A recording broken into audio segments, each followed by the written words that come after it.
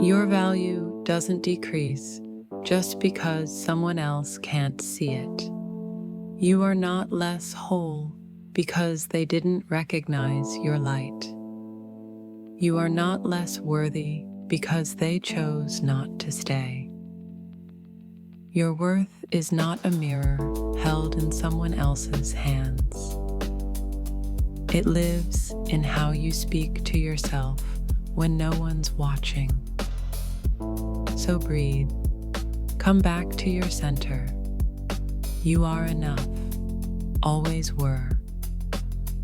Even when unseen, even when misunderstood. Subscribe to Soft Days Studio for more healing moments like this.